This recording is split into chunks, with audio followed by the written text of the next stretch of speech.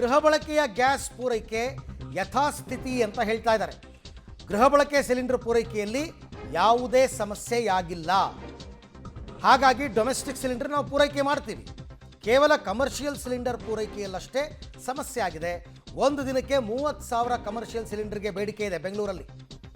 ಆದರೆ ಸದ್ಯಕ್ಕೆ 1,000 ಸಿಲಿಂಡರ್ಗಳ ಪೂರೈಕೆಯಷ್ಟೇ ಆಗ್ತಾ ಇರೋದು. ಕೇಂದ್ರ ನಮಗೆ ಕೊಡ್ತಿರೋದೇ 9,000. ಸೊ ಇದು ಆಹಾರ ಸಚಿವ ಮುನಿಯಪ್ಪನವರು ಕೊಟ್ಟಿರ್ತಕ್ಕಂಥ ಅಂಕಿಅಂಶಗಳು. ಏನಾಗಿದೆ ವಾಸ್ತವ ಅಂಶ, ಮನೆಗಳಿಗೆ ಸಪ್ಲೈ ಮಾಡುವಂತಹ ಸಿಲಿಂಡರ್ಗಳಲ್ಲಿ ಯಾವುದೇ ತೊಂದರೆ ಆಗಲ್ಲ. ಅದನ್ನು ನಾವು ಸಪ್ಲೈ ಮಾಡ್ತೀವಿ. ಆದರೆ ಹೋಟೆಲ್ಗಳಿಗೆ ಕೊಡೋಕ್ಕಾಗಲ್ಲ. 30,000 ಡಿಮ್ಯಾಂಡ್ ಇದೆ, 1,000 ಮಾತ್ರ ಸಪ್ಲೈ ಮಾಡ್ತೀವಿ. ಮಿಕ್ಕಿದ್ದು ಪರ್ಯಾಯವಾಗಿ ನೀವೇ ವ್ಯವಸ್ಥೆ ಮಾಡ್ಕೊಳ್ಳಿ. ಎಲೆಕ್ಟ್ರಿಕ್ ಸ್ಟವ್ ಬಳಸಿ ಅಥವಾ ಸೌದೆ ಒಲೆಯಲ್ಲಿ ಅಡುಗೆ ಮಾಡಿ, ಏನಾದರೂ ಮಾಡಿ ಅಂತ ಅವರು. ಈ ಬಗ್ಗೆ ಮತ್ತಷ್ಟು ಮಾಹಿತಿ ನನ್ನ ಕೊಲೀಗ್ ಪವಿತ್ರ ಅವರಿಂದ ಪಡ್ಕೊಳ್ಳೋಣ. ಪವಿತ್ರ, ಇವಾಗ ಅಟ್ಲೀಸ್ಟ್ ಗೃಹ ಬಳಕೆಯ ಸಿಲಿಂಡರ್ದು ಕೂಡ ಸಮಸ್ಯೆ ಆಗಿತ್ತು. ಬುಕ್ಕಿಂಗ್ ಆಗ್ತಿರಲಿಲ್ಲ, ಸರ್ವರ್ ಪ್ರಾಬ್ಲಮ್ ಅಂತ ಇದ್ರು. 20 ದಿನ 25 ದಿನ ಬೇಕು, ಕಾಯಬೇಕು ಅಂತ ಇದ್ರು. ಅದಾದರೂ ಸ್ಟ್ರೀಮ್ ಲೈನ್ಗೆ ಬರುತ್ತಾ ಇವಾಗ ಸದ್ಯಕ್ಕೆ ಅಂತ?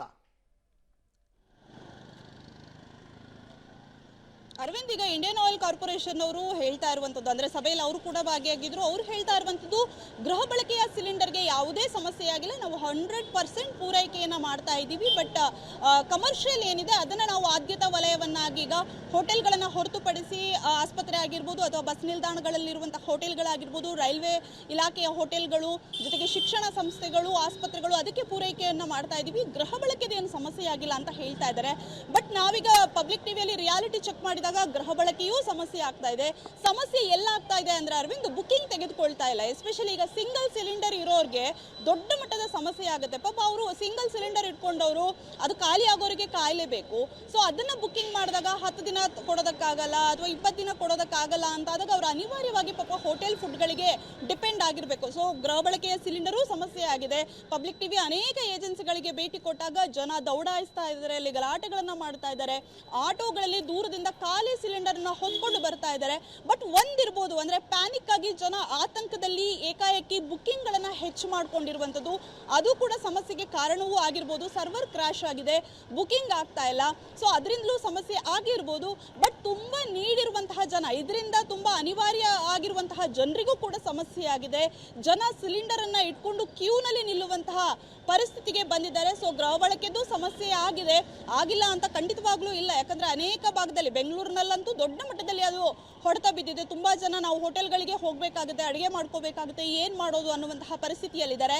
ಇನ್ನೊಂದು ಗಡುವನ್ನ ಕೂಡ ಕೊಟ್ಟಿದ್ದಾರೆ. ಈಗ ಇಮಿಡಿಯೇಟ್ ಬುಕ್ ಆಗ್ತಾ ಇಲ್ಲ. ಒಂದು 50 ಸಲ ಫೋನ್ ಮಾಡಿದ್ರು ಕೂಡ ರಿಂಗ್ ಆಗುತ್ತೆ, ಅದ್ರ ರೆಸ್ಪಾಂಡ್ ಯಾವುದೇ ರೀತಿ ಇರಲ್ಲ, ಅಥವಾ ಸರ್ವರ್ ರೀಚ್ ಆಗ್ತಾ ಇಲ್ಲ, ಈ ರೀತಿಯ ಸಂದೇಶಗಳು ಬರ್ತಾ ಇದೆ.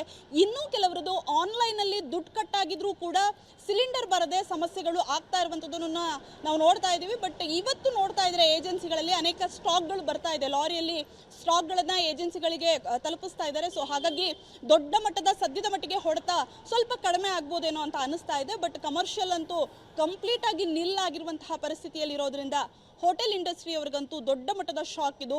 ಹೋಟೆಲ್ ಇಂಡಸ್ಟ್ರಿ ಮಾತ್ರ ಅಲ್ಲ, ಆ ಹೋಟೆಲ್ಗಳಿಗೆ ಸಪ್ಲೈ ಆಗಿರುವಂತಹ ತರಕಾರಿ ಆಗಿರ್ಬೋದು, ಮೊನ್ನೆ KR ಮಾರ್ಕೆಟ್ ಅಲ್ಲಿ ಪಾಪ ಆ ತರಕಾರಿಯನ್ನ ಕಸದ ಬುಟ್ಟಿಗೆ ಎಸೆಯುವಂತಹ ಪರಿಸ್ಥಿತಿ. ಸೊ ಚೈನ್ ಲಿಂಕ್ ಆಗಿರೋದ್ರಿಂದ ಎಲ್ಲದಕ್ಕೂ ಕೂಡ ಹೊಡೆತ ಬೀಳ್ತಾ. ಅರವಿಂದ್, ಓಕೆ, ಥ್ಯಾಂಕ್ ಯು ಪವಿತ್ರ, ತಮ್ಮೆಲ್ಲ ಮಾಹಿತಿಗೆ ಧನ್ಯವಾದ. ನಿಜ, ಹೋಟೆಲ್ ಉದ್ಯಮ ನಡೀತಾ ಇಲ್ಲ ಅಂತಂದರೆ ಅದರ ಇಂಟರ್ಲಿಂಕ್ ಬಿಸ್ನೆಸ್ಗಳೆಲ್ಲವೂ ಡೌನ್ ಆಗ್ತಾ ಹೋಗುತ್ತೆ. ಎಲ್ರಿಗೂ ಸಮಸ್ಯೆನೇ. ಆದರೆ ಸರ್ಕಾರ ಮಾತ್ರ ಕೈ ಚೆಲ್ಲಿ ಕೂತಿದೆ. ಆಗಲ್ಲ ನಮ್ಮ ಕೈಲಿ. ಈಗ ಸದ್ಯಕ್ಕಂತೂ ಹೋಟೆಲ್ಗಳಿಗೆ ಕಮರ್ಷಿಯಲ್ ಸಿಲಿಂಡರ್ಗಳನ್ನು ಸಪ್ಲೈ ಮಾಡೋದಕ್ಕೆ ಆಗಲ್ಲ ಅಂತ.